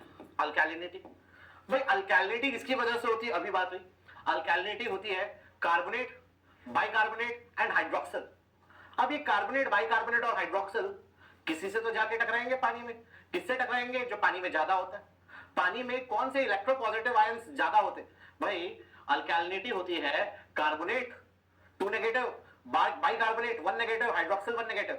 ये 3 इलेक्ट्रोनेगेटिव एलिमेंट आयनिक आयंस के कारण अल्कैलिनिटी होती है। अब ये पानी में जाके इलेक्ट्रोपॉजिटिव चीजों से टकराएंगे। ये इलेक्ट्रोपॉजिटिव चीजें कौन कौन सी होगी? कैल्शियम, मैग्नीशियम जो पानी में ज्यादा होता है, साथ ही साथ सोडियम। सोडियम भी पानी में सफिशिएंट अमाउंट का होता है। तो अल्कैलिनिटी के कंपाउंड्स क्या क्या होते हैं? कार्बोनेट अल्कैलिनिटी होती है carbonate, bicarbonate, hydroxyls of calcium, magnesium, sodium mainly, इनके कारण होती है। तो अल्कैलिनिटी के कंपाउंड्स क्या क्या हो गए? Carbonate of calcium, carbonate of magnesium, calcium carbonate, magnesium carbonate, bicarbonate of calcium, bicarbonate of magnesium, calcium bicarbonate, magnesium bicarbonate, hydroxyl of calcium, hydroxyl of magnesium, CaOH whole twice, MgOH whole twice. और sodium के compounds, sodium carbonate Na2CO3, sodium bicarbonate NaHCO3 और sodium hydroxide NaOH। ठीक है भाई, sodium की valency कितनी होती है? सोडियम की वैलेंसी होती है 1। तो सोडियम कार्बोनेट से टकराएगा, 2 सोडियम लग जाएंगे। एक सोडियम एक देता है, कार्बोनेट को 2 चाहिए तो 2 सोडियम लगेंगे, Na2CO3। बाइकार्बोनेट और सोडियम को देखें, सोडियम ने 1 दिया, बाइकार्बोनेट ने 1 लिया। सोडियम हाइड्रोक्साइड को देखें, सोडियम ने 1 दिया, हाइड्रोक्सिल ने 1 लिया। क्लियर है मेरी बात? अब बड़े गौर से अगर अपन इनको देखें तो आप पाएंगे कि दोनों में कुछ समानता है। क्या है? एक समानता है। वो समानता दिख रही है आपको यहां पे और यहां पे। ठीक है, यहां और यहां अपन को सेम बातें दिख रही है। इसको ध्यान में रखिए, इतना नोट करिए, फिर बात करते हैं।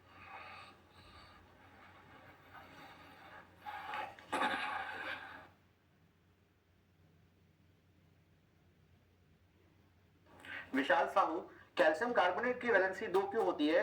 एक्चुअली में कैल्शियम कार्बोनेट तो एक स्टेबल कंपाउंड है ना, पर उसमें जो एलिमेंट्स या आयंस है जिनसे मिलकर वो बना है, उनकी जो हायर वैलेंसी है उनको यूज करते हैं ग्राम पर इक्विवेलेंट के कैलकुलेशन में। तो कैल्शियम कार्बोनेट स्टेबल कंपाउंड है, उसकी कोई वैलेंसी तो है नहीं। कैल्शियम की 2 पॉजिटिव है, सल्फेट की 2, कार्बोनेट की 2 नेगेटिव है, हायर वैलेंसी 2 है, तो उसको यूज करेंगे। तो मेरा सवाल विशाल साहू आपसे ये है, सोडियम हाइड्रोक्साइड में हायर वैलेंसी कितनी हो जाएगी? सोडियम 1, हाइड्रोक्सिल भी 1, तो 1। सोडियम कार्बोनेट में हायर वैलेंसी क्या हो जाएगी? सोडियम की 1 होती है, कार्बोनेट की 2 होती है, तो 2 मतलब ग्राम पर इक्विवेलेंट ऑफ सोडियम कार्बोनेट में मॉलिक्यूलर मास अपॉन वैलेंसी की जगह 2 आ जाएगा। I hope my point is clear to you.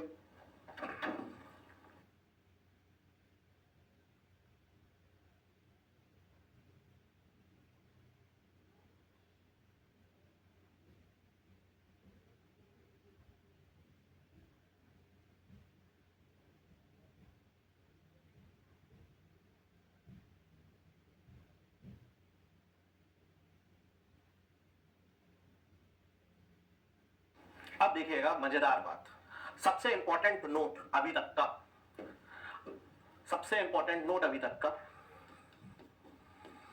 भाई, कार्बोनेट हार्डनेस बराबर होता है, कार्बोनेट हार्डनेस बराबर होता है या तो अल्कैलिनिटी के या फिर टोटल हार्डनेस के, दोनों में जो भी छोटा हो, whichever is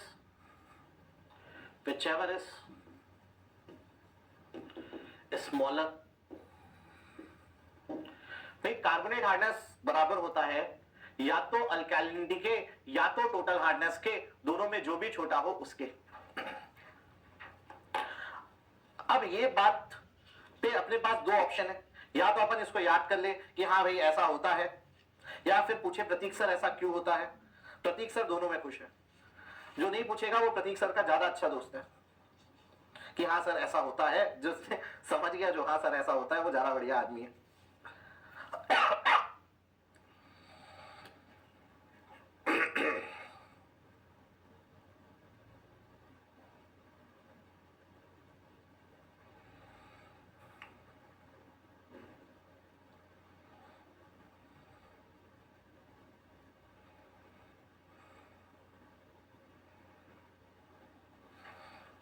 जादू से हुआ प्रिंस।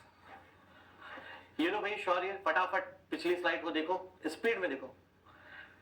शौर्य तुम्हारे पास है 20 सेकेंड।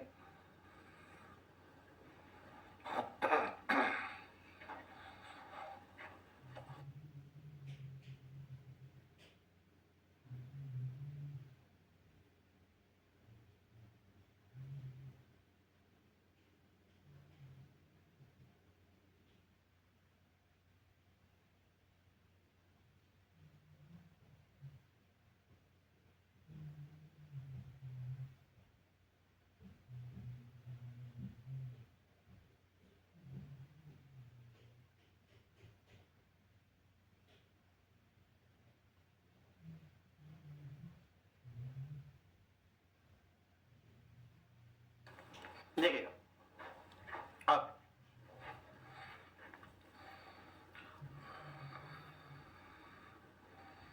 हाँ जी, तो कार्बोनेट हार्डनेस बराबर होता है या तो अल्कैलिनिटी के या तो टोटल हार्डनेस के, दोनों में जो भी छोटा हो उसके। बारी बारी से दोनों पहलुओं को देखते हैं, ठीक है। थोड़ा सा और ऊपर जा रहा हूं, अल्कैलिनिटी के कंपाउंड्स याद कर लीजिए। बस ये ध्यान रखिएगा कि अल्कैलिनिटी में ये चार कंपाउंड्स स्टार्टिंग के कार्बोनेट हार्डनेस के कंपाउंड्स होते हैं।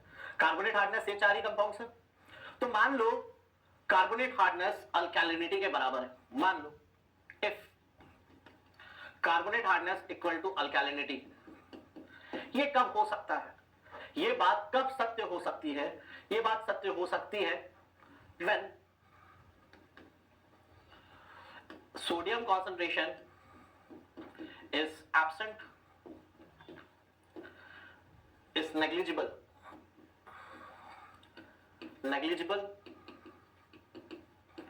and pH is greater than 11 और pH is higher। ठीक है भाई, अल्कैलिनिटी में कितने कंपाउंड्स दिख रहे हैं? अल्कैलिनिटी में हमें 1 2 3 4 5 6 7 8 9 कंपाउंड्स दिख रहे हैं। कार्बोनेट हार्डनेस में 4 ही कंपाउंड होते हैं। ये दोनों किस शर्त पे बराबर हो सकते हैं? भाई कार्बोनेट हार्डनेस में ये पहले के 4 कंपाउंड होते हैं, अल्कैलिनिटी में टोटल 9 कंपाउंड होते हैं। ये दोनों कब बराबर हो सकते हैं? जब ये 5 कंपाउंड ना हो। ये 5 कंपाउंड कब नहीं होंगे? जब पानी का पीएच, सॉरी यहां पे थोड़ा सा गलत है, ये कब होगा? जब पानी का पीएच लेस देन 9 है, प्रेफरेबली पीएच जब 10 के नीचे है, प्रेफरेबली जब 9 के नीचे। क्लियर है मेरा बात? मतलब सोडियम नहीं है पानी में और पीएच 9 से कम है, मतलब हाइड्रोक्सिल की मात्रा बड़ी कम है, OH का कॉन्सेंट्रेशन स्मॉल है। पीएच जब 9 से कम होता है तो हाइड्रोक्सिल का कॉन्सेंट्रेशन बहुत कम होगा। क्लियर मेरा बात? ठीक है। उस केस में ये 5 कंपाउंड्स नहीं होंगे। कार्बोनेट हार्डनेस अल्कैलिनिटी के बराबर होगा और अल्कैलिनिटी, कार्बोनेट हार्डनेस बराबर होगा अल्कैलिनिटी के और छोटा होगा, ये दोनों तो बराबर है, ये छोटे होंगे टोटल हार्डनेस से। भाई कार्बोनेट हार्डनेस टोटल हार्डनेस से छोटा होगा, मतलब नॉन कार्बोनेट हार्डनेस का वजूद होगा, therefore non carbonate hardness will exist. मतलब calcium chloride, magnesium chloride, calcium sulphate etcetera will exist. ये बात हुई पहले पहलू की, पहले अपन लिखेंगे फिर बात करेंगे पूरी। वही दूसरा पहलू, जब कार्बोनेट हार्डनेस बराबर हो रहा होगा टोटल हार्डनेस के, जब कार्बोनेट हार्डनेस बराबर हो रहा होगा टोटल हार्डनेस के, ये कब हो रहा होगा? ये होगा जब Na concentration is high, is good, and pH is preferably greater than 11, and pH is preferably greater than 11।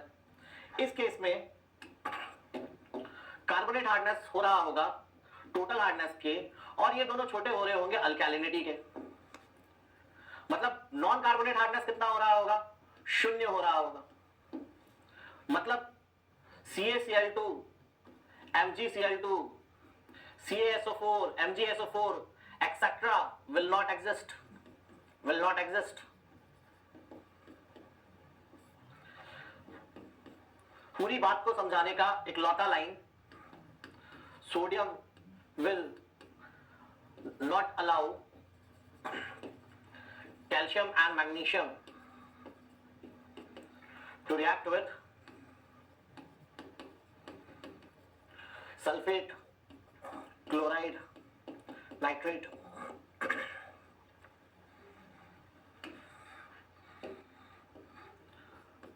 highly reactive,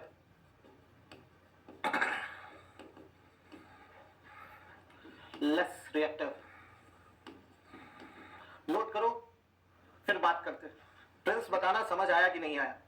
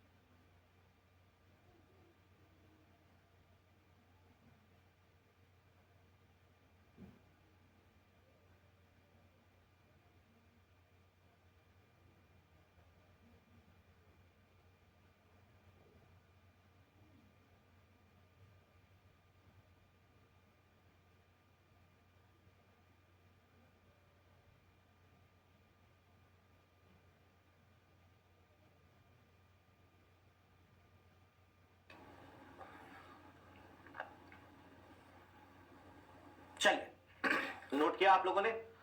देखो आपके पास अगेन दो ऑप्शन है। जो ये डायरेक्ट याद कर सकता है कि बाबा कार्बोनेट हार्डनेस बराबर होती है या तो अल्कैलिनिटी के या तो टोटल हार्डनेस के, दोनों में जो भी छोटा होता है उसके, बहुत बढ़िया। जिसको समझना है वो सुने बड़े गौर से। भाई अगर पूरा गेम है कौन किसके बराबर होगा, वो पूरा गेम दो के हाथ में। एक है सोडियम और दूसरा हाइड्रोक्साइड। हाइड्रोक्साइड किस पे डिपेंड करेगा? पीएच पे। पीएच ज्यादा होगा हाइड्रोक्सिल ज्यादा होगा, पीएच कम होगा हाइड्रोक्सिल कम होगा। अच्छा मान लो कार्बोनेट हार्डनेस अल्कैलिनिटी के बराबर है। कार्बोनेट हार्डनेस दोनों में जो छोटा हो उसके बराबर होता है। अगर कार्बोनेट हार्डनेस इसके बराबर है मतलब ये छोटा हो रहा होगा। अच्छा कार्बोनेट हार्डनेस और ये बराबर है, अल्कैलिनिटी में 9 कंपाउंड होते हैं, कार्बोनेट हार्डनेस सिर्फ ये 4 होता है। अगर ये दोनों बराबर है अर्थात आज सोडियम तो नहीं हो रहा होगा कि ये 3 कंपाउंड बन पाए, सोडियम तो नहीं ही हो रहा होगा, साथ ही साथ हाइड्रोक्सिल भी नहीं हो रहे होंगे, मतलब पीएच 9 के कम होगा। कार्बोनेट हार्डनेस अल्कैलिन दोनों में जो छोटा होता है उसके बराबर होता है। कार्बोनेट हार्डनेस अल्कैलिनिटी के बराबर हो गया, मतलब ये छोटा हो रहा होगा, मतलब टोटल हार्डनेस बड़ा हो रहा होगा, मतलब कार्बोनेट हार्डनेस अल्कैलिनिटी के बराबर और दोनों टोटल हार्डनेस से छोटे। अब कार्बोनेट हार्डनेस अगर टोटल हार्डनेस से छोटा होगा, carbonate plus non carbonate gives total hardness, carbonate hardness plus non carbonate hardness gives total hardness. तो अगर कार्बोनेट छोटा है टोटल से, मतलब आज नॉन कार्बोनेट की कुछ तो वैल्यू आ रही है, 7 + 3 = 10 होता है। अगर 7 10 से छोटा है तो 3 आ रहा होगा, कुछ आ रहा होगा, मतलब कार्बोनेट हार्डनेस टोटल हार्डनेस से छोटा हो रहा होगा, मतलब नॉन कार्बोनेट हार्डनेस एग्जिस्ट कर रहा होगा। नॉन कार्बोनेट हार्डनेस क्या होता है? Calcium chloride, magnesium chloride, calcium sulphate, magnesium nitrate, calcium nitrate, magnesium nitrate, आज इनका वजूद हो रहा होगा। भाई सोडियम ना हाईली रिएक्टिव एलिमेंट है, सबसे रिएक्टिव एलिमेंट अपने पीरियोडिक टेबल में सोडियम। अगर सोडियम आज कार्बोनेट हार्डनेस अल्कैलिनिटी के बराबर है, मतलब सोडियम नहीं था, सोडियम नहीं था करके सोडियम हाईली इलेक्ट्रोपॉजिटिव एलिमेंट है, वो इलेक्ट्रोनेगेटिव चीजों को छोड़ता ही नहीं, अपने से रिएक्ट करके न्यूट्रलाइज कर देता है। आज सोडियम नहीं है तो कैल्शियम मैग्नीशियम को मौका मिला होगा क्लोरीन और सल्फेट और नाइट्रेट से रिएक्ट करने का। चूंकि कैल्शियम नहीं था, कैल्शियम क्लोराइड बन पाया, कैल्शियम को मौका मिला क्लोरीन से, मैग्नीशियम को मौका मिला क्लोरीन से रिएक्ट करने का, कैल्शियम को मौका मिला सल्फेट से रिएक्ट करने का, तभी तो नॉन कार्बोनेट हार्डनेस की कोई वैल्यू आ पाई। वही दूसरी बात, अगर सोडियम होता तो पहली बात अल्कैलिनिटी के 9 कंपाउंड हो जाते, कार्बोनेट के तो 4 ही है, तो अल्कैलिनिटी बड़ी हो जाती, तो कार्बोनेट अल्कैलिनिटी के बराबर तो नहीं हो पा रहा होता। अगर सोडियम होता तो नॉन कार्बोनेट हार्डनेस भी नहीं हो पाती। नॉन कार्बोनेट हार्डनेस क्या है? Calcium sulphate, magnesium sulphate, calcium chloride, magnesium chloride. अगर सोडियम ज्यादा होगा ना तो कैल्शियम मैग्नीशियम को मौका ही नहीं देगा क्लोराइड सल्फेट नाइट्रेट से रिएक्ट करने का। तो अगर सोडियम ज्यादा होगा तो सोडियम अलाउ ही नहीं करेगा कैल्शियम मैग्नीशियम को रिएक्ट करने के लिए, तो नॉन कार्बोनेट 0 मिलेगी। अब कार्बोनेट और नॉन कार्बोनेट मिलकर तो टोटल बनाते,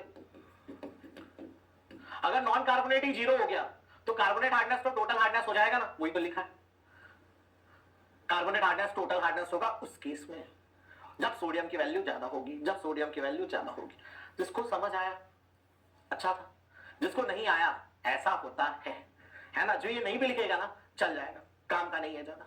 चलिए, किसी का नोट करना बाकी है तो बताइएगा, otherwise let's move to next slide. अब क्वेश्चन किया जाए भाई, क्वेश्चन है सब्सटेंस, काफी इंपॉर्टेंट क्वेश्चन है और कॉन्सेंट्रेशन इन मिलीग्राम पर लीटर, इन मिलीग्राम पर लीटर कॉन्सेंट्रेशन। आपको अलग अलग सब्सटेंसेस दिए हुए हैं, उनका कॉन्सेंट्रेशन दिया हुआ है। सब्सटेंस दिए हुए हैं भाई, कैल्शियम, मैग्नीशियम, अरे sodium, chlorine, calcium, bicarbonate, magnesium, carbonate, इतनी चीजें दी हुई है। 15, 22, 40, 50, 35, 20। Find what you need to find is carbonate hardness, alkalinity,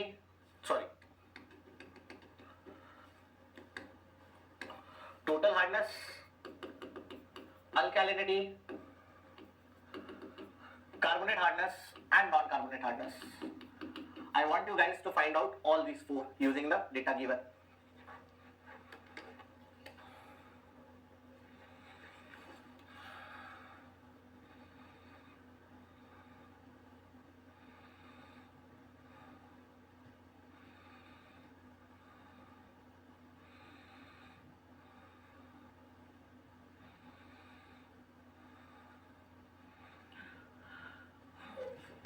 यार रिएक्टिव क्या होता है समझना, रिएक्टिविटी क्या होती है। अच्छा पिछली स्लाइड तो गई यार, अच्छा ये लो, ठीक है भाई। रिएक्टिवनेस क्या होती है, जैसे कैल्शियम है, कैल्शियम भी क्लोरीन से रिएक्ट करके कैल्शियम क्लोराइड NaCl2 बना सकता है ना, और सोडियम, सुनिएगा एक मिनट, ध्यान नहीं था मेरा, नोट कर लो भाई 5 सेकंड, जिसका भी था पहले वो नोट कर ले, फिर मैं सामने आता हूं। देखिएगा कि भाई क्लोरीन है, अब क्लोरीन स्टेबलाइज होने के लिए, से for example we have chlorine, in order to get stabilize chlorine got many options. Chlorine चाहे सोडियम से रिएक्ट करे, क्लोरीन चाहे कैल्शियम से रिएक्ट करे, क्लोरीन चाहे मैग्नीशियम से रिएक्ट करे। अब क्लोरीन से कौन रिएक्ट करेगा? जो सबसे ज्यादा बलवान होगा। बलवान ज्यादा कौन होता है? जिसकी वैलेंसी कम होती है ना भाई। सोडियम की वैलेंसी कितनी होती है? 1 पॉजिटिव। इसको एक इलेक्ट्रॉन ये बड़ी आसानी से दे देता, इसको एक ही इलेक्ट्रॉन देना, एक इलेक्ट्रॉन बहुत इजीली वो दे देता है, ठीक है। एक इलेक्ट्रॉन देने में कम एनर्जी लगती है, बशर्ते कैल्शियम के, कैल्शियम को 2 इलेक्ट्रॉन देना पड़ेगा, ज्यादा एनर्जी लगाने की पड़ेगी स्टेबलाइज होने के लिए। तो कैल्शियम से ज्यादा फिट होता है सोडियम रिएक्ट करने के लिए, तो क्लोरीन पहले सोडियम से रिएक्ट करता है। क्लियर है मेरा बात? चलिए, कोई काम का नहीं अपने, ये बातें कोई काम की नहीं। काम का क्या, ये क्वेश्चन कैसे सॉल्व होगा, ठीक है। स्पीड में सॉल्व करिए, आंसर निकालिए। I will be back from washroom, by then निकाल कर बैठिएगा।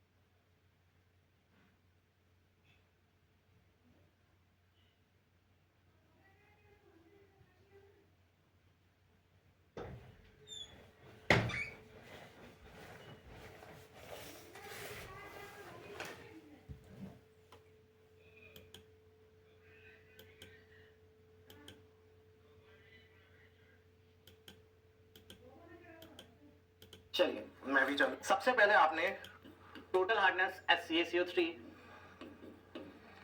है ना, Ca2 plus into 50/20 Mg2 plus into 50/12। तो Ca2 प्लस कितना है भाई? कैल्शियम दिया है 40। हमें क्या मतलब क्लोरीन से सोडियम, हालांकि सोडियम की वजह से भी सूडो हार्डनेस करके एक कॉन्सेप्ट होता है। सूडो मतलब इमेजिनरी, सोडियम से लगता है कि हार्डनेस होगा, पर सोडियम से हार्डनेस होता नहीं, अल्कैलिनिटी होती है। क्लियर है मेरा बात? सोडियम से हार्डनेस नहीं होता, लगता है कि होगा, उस कॉन्सेप्ट को सूडो हार्डनेस बोलते हैं। तो हमको क्या मतलब सोडियम से, क्लोरीन से, बाइकार्बोनेट्स और कार्बोनेट से? टोटल हार्डनेस के फॉर्मूले में कैल्शियम और मैग्नीशियम होता है, सिर्फ उनको यूज करेंगे। कैल्शियम दिया है 40 इंटू 50/20 और मैग्नीशियम कितना दिया है भाई? मैग्नीशियम दिया है हमें 35 इंटू 50/12। इससे जो आता है वो अपना आंसर है भाई। कई लोगों ने अलग अलग आंसर दिए, एक बार मैं निकाल ही लेता हूं। 40 into 50/20 that would be 100 only, and 35 into 50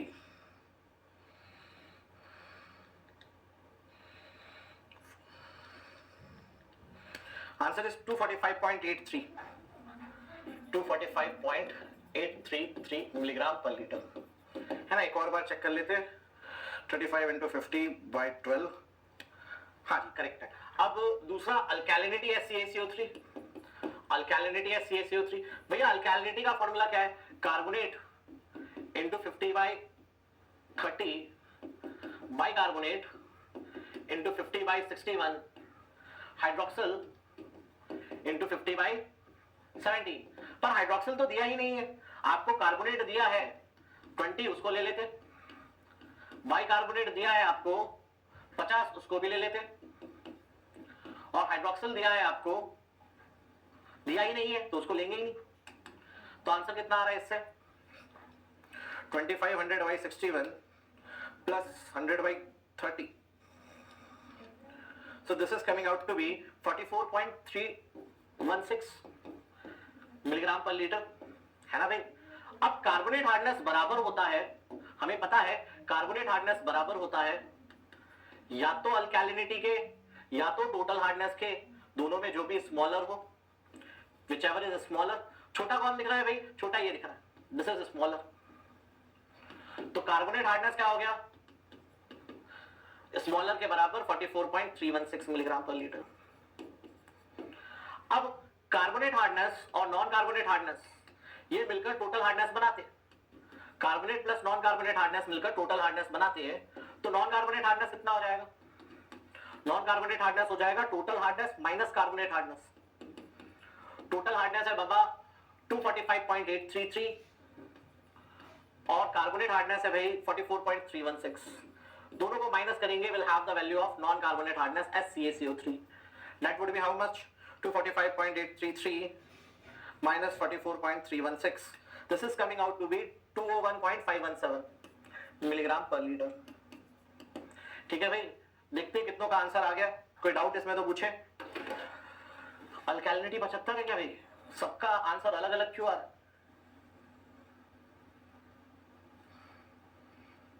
अल्कैलिनिटी 75 कहां से आ गई, 2500/61 प्लस 100/3, अच्छा अरे यार रुक जाओ 2500/61 प्लस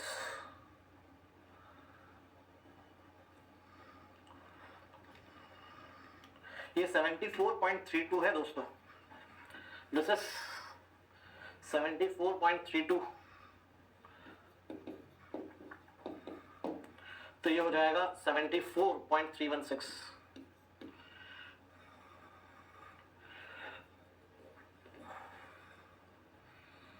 अरे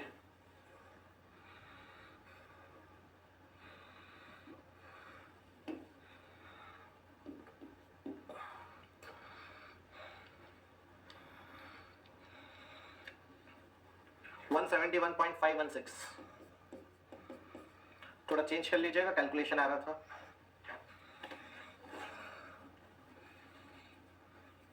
चल गाड़ी बढ़ाते हैं आगे, लेट्स प्रोसीड फर्दर गाइस।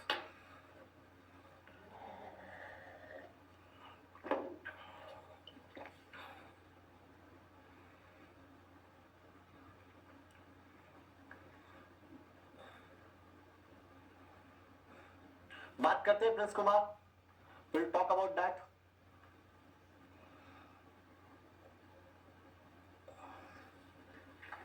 लिखेगा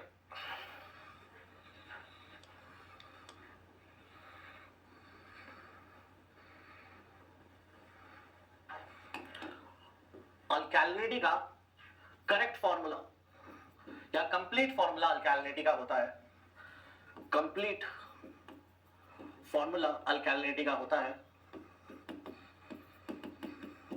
CaCO3 का, carbonate into 50/30 bicarbonate into 50/61 plus hydroxyl into 50/17। ये अल्कैलिनिटी ऐड करते हैं और H प्लस अल्कैलिनिटी कम करता है, तो माइनस H प्लस इंटू 50 भी होता है, माइनस H प्लस इंटू 50 भी होता है ना। पर आमतौर पे ड्रिंकिंग वाटर का पीएच, बड़े गौर से सुनना, आमतौर पे ड्रिंकिंग वाटर का पीएच 7 के आसपास होता है। अब 7 के डेटा के आसपास ना ना H+ का मान ज्यादा निकल कर आता है, ना OH तो बिल्कुल खत्म हो जाता है। जब pH 7 के पास हो तो OH तो खत्म है, 0.000 समथिंग हो जाएगा, एकदम नेग्लिजिबल। H+ भी इतना नहीं होता कि अपन उसको ले, ठीक है। जब तक आपको pH नहीं दिया है, ना आप H+ यूज कर सकते हो, ना OH यूज कर सकते हो। आप लोगों को ऐसा क्वेश्चन नहीं आएगा जिसमें pH दिया हुआ है, ठीक है। कल को लगा लास्ट में एक कर लेंगे, ठीक है। तो इसको भी नोट कर लीजिए। कुछ क्वेश्चंस मैं आपको दे रहा हूं, आप इनको घर पर बनाइएगा। कल मैं डायरेक्ट उनका सोल्यूशन करवाऊंगा, ठीक है। कल मैं उनको करने का समय नहीं दूंगा, डायरेक्ट सोल्यूशन करवाऊंगा। पहला क्वेश्चन है आपको, सब्सटेंस कॉन्सेंट्रेशन मिलीग्राम पर लीटर। सोडियम, एक ही क्वेश्चन दे रहा हूं, चलो टफ वाला दे रहा हूं।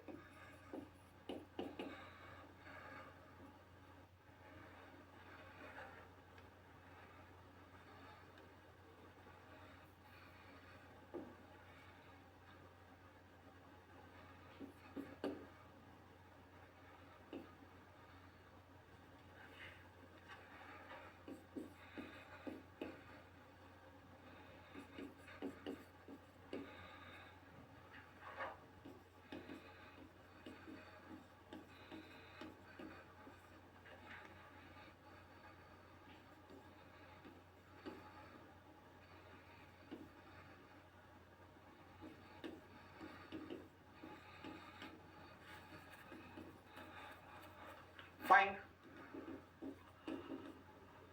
total hardness, carbonate hardness, alkalinity, carbonate hardness, non-carbonate hardness as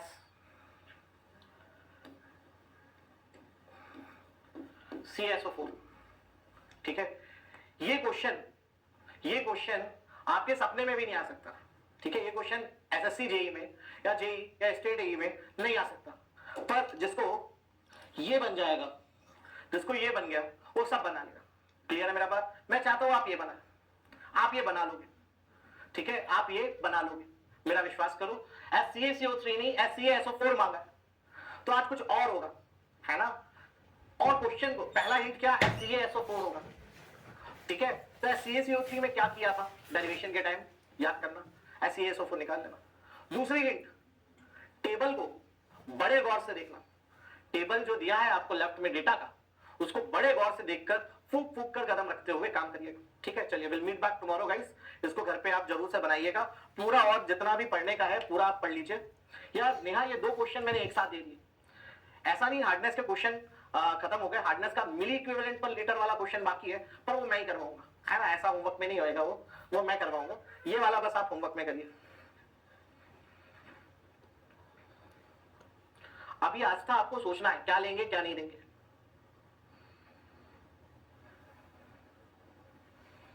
ठीक है। चलिए घर पे इसको करिएगा आप लोग।